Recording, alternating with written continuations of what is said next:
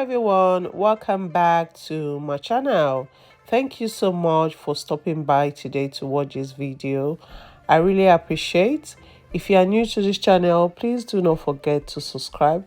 For all my returning subscribers, thank you so much for your support.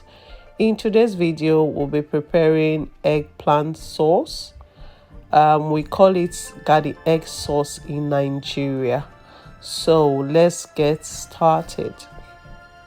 In my previous video, I said I normally check the calories of everything I eat. That's why you see me adding the amount of calories in all the ingredients, so that I can have an idea of the amount of calories in the food I am cooking. As regards to my previous video, I said that sunflower oil was 450 calories. That's not true. I went back to check. I realized it was 120 calories per teaspoon. And also, I forgot to show the part where I cooked the eggplant. I actually cooked it for like 10 to 15 minutes.